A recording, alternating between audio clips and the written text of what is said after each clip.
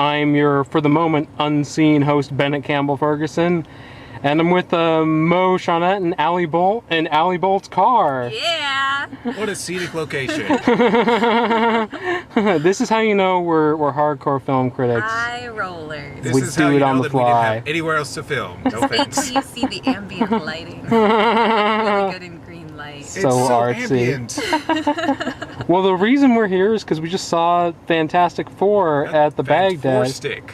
Right, so the nature of these videos is that, you know, we go in blind, so I have no discussion questions. We're winging it. There's no plan. There's no script. So Plan. Clearly. That's why we're in the car. no script. Kind of like how they did Fantastic Four. Oh. But what did you two think of the movie? That was pretty lame. But it wasn't terrible. It didn't have the ambition to be terrible. It was just, it occupied space. I think Or airtime, as it were. we went in with such low expectations. It has 10% on that Rotten since it Tomatoes. wasn't horrible, it seemed pretty good. That was kind of my reaction. Like, I was, you know, like watching, you know, the scenes with young Reed and Ben at the beginning, and like, this is charming, this is nice, why does everybody hate this movie? And then we got First farther scene- into the movie. Well, the first scene was pretty much lifted out of Tomorrowland and dropped into Fantastic Because if you Four. want to I steal did from think of anything, you wanna Tomorrowland, steal too. from Tomorrow. That's young George Clooney. I did like how much they called out Ben and Reed being friends. I think that really stood out to me a lot That because worked. that's Yeah, missing in yeah. the Avengers movies. But all of this stuff between Reed and Sue and Reed and Victor, it all just felt very forced and Nothing rehashed. worked with Victor. They were all conversations we've seen before in different settings, and even in They were the other half of Fantastic Four conversations movies. we've seen before. They were all shorthand conversations of, well, he's going to say this line, so now you know that establishes this dynamic, rather than just doing the work to establish the dynamic in a new way.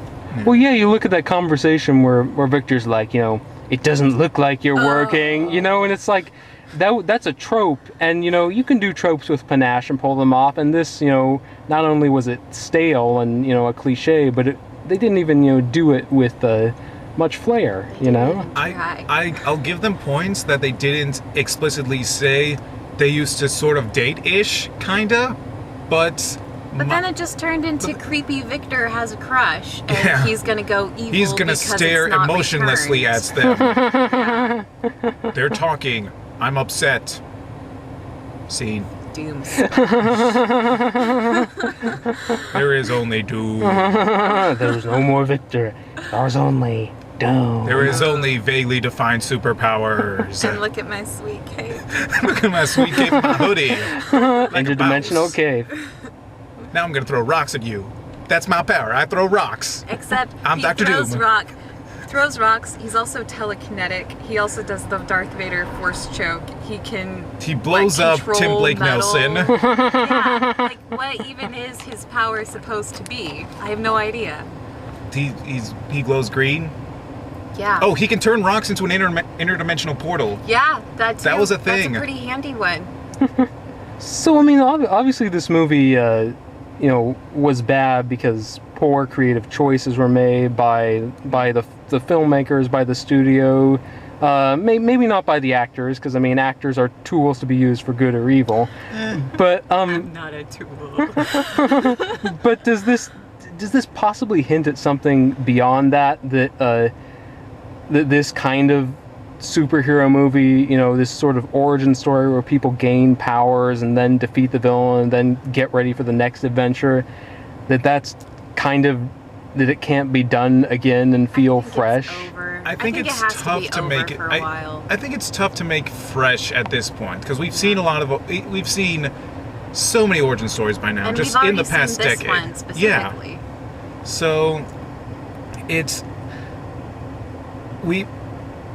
is all old news. It's all like the scientist who's got these big dreams of that doing nobody believes in. that nobody believes in, and then they get superpowers, and suddenly the government wants to use them as weapons because that's what the government does.